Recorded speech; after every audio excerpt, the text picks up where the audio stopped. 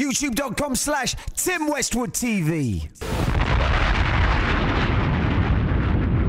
Special welcome to Lupe Fiasco in the building. What's up, Lupe? Step up, my brother. Step up. It is good to see you in here. I appreciate you passing through. You are in the midst of fans.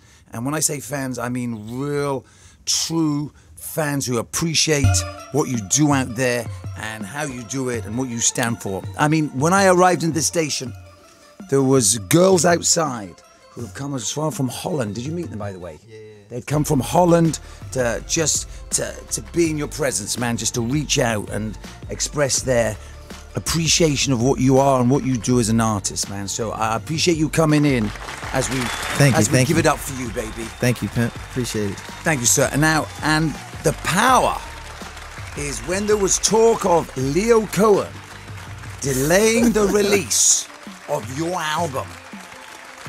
There was demonstrations outside the record company. It was, and if there was not a firm commitment by Leo Cohen at that stage to say the album will be coming out immediately, things would have happened.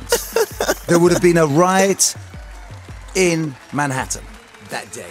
Yeah, shout out to Leo for coming down with the boombox. I had no choice. Had the boombox on his shoulder. And can I exactly old school, baby. Now, I have a friend, D'Angelo. He has come all the way from Peterborough. He is ex-US military, and he just wants to be in this room when you are in this room. That is the extent of true fans. So I like that. D'Angelo, meet your idol and hero. Show your man some love. He's come all this way up. What up, man? Lost in London, baby. This is you in the presence of fans, baby. Humble, good people around. Thank you. But now, how difficult was it at Atlantic when they were really fronting on giving this food out to the people? How difficult was it for you, man? I mean, what was the frustration level like? It was at a 10. You know, it was like on a scale from 1 to 10. It was a 10. It was, if for one it was that, and then it was the actual just trying to create the record, and just keep up with everything that was going on. It was a real. I got told a lot of crazy things, in meetings and stuff that I wasn't supposed to hear, and from this producer that I wasn't supposed to meet.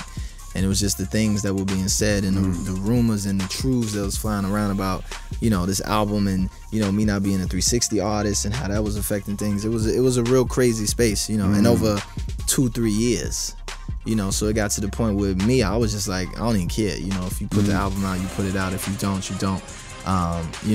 For me, it's just about what's the best thing is for me to be sane at the end of this process. For me to be stable, and so I actually just turned a deaf ear to it. Turned my back on it, so to speak. And it really took the fans coming through with the petition and the protest to kind of motivate me back to get back into the game, because I had that army with me. So shout out to all the Lupe Fiasco fans out there all around the world. Now, did that come as a surprise to you, like how they just mobilized to like demand your music, baby? In that way, yeah, for them, because they didn't just do it reckless or unorganized. Like, they really went and got petitions. I mean, they really went and got the permits to protest from New York City. They got lawyers. They got the police protection. They got the noise ordinances. They got the speakers, the barricades, the carpools, the planes. You got people flying in from all over the world to come in there and protest.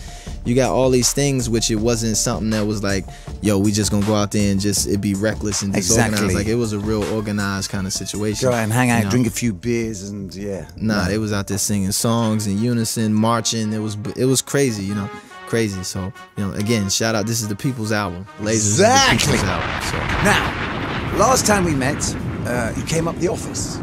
Yeah. Do you remember that? Yes. 4th floor. Yes. Little hood up there, admittedly, but you came up, and I appreciate that. And I remember we got into a conversation about your chain. Right. Your chain.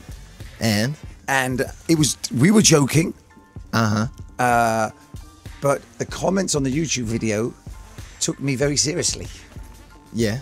I was saying you had a weak And my watch. Your watch. Recount the story for me. You said I had a thin ass chain. You said I had a thin chain. a weak chain and a weak watch. Now, mind you, it was a day and date Rolly. But don't get me wrong. Obviously, he had seen so much, But now, today, specifically for you. Yes, today. I knew you wouldn't forget. Specifically for you. I bought out one of the heavy watches. Oh, for real?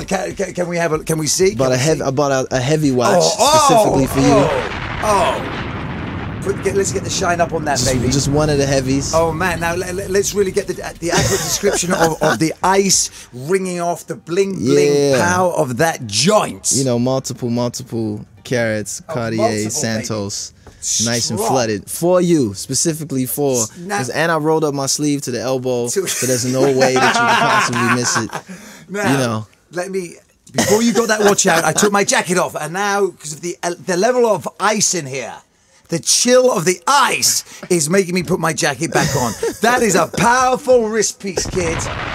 That is a wrist piece that you have to go down to the gym and do some extra sets, some extra reps on the right arm to be able to support such a watch. See what you inspire. You make us rappers go out and get watches and chains. To go get it. Oh, man. You remember, man. I mean, we were playing, Cats took us serious. Hey. So let's play a classic joint, kick push. Yeah, man. Now, let us really just capture this moment of kick push, what that meant. For me? Yes, when it dropped, baby, that's just caught it out there strong. It was the beginning, you know, because we was coming right after Touch the Sky. Yes. And it was time to like, okay, now we got a verse. Yes. You know, he's on a dope song. Now what can he do? Yes. And now what can he do? You get this masterpiece. Exactly. It was time for you. You know, Cats had heard the freestyles. Yeah. Cats has seen the collabs, baby. They could understand the movement. But now was the time for what can you do to show and prove, to step up to the plate and go in. Yeah. And you handled it, baby. What up, y'all? Classic Lupe, it's one extra. Now, yeah, man. T Mayes has asked, do you still follow Islam?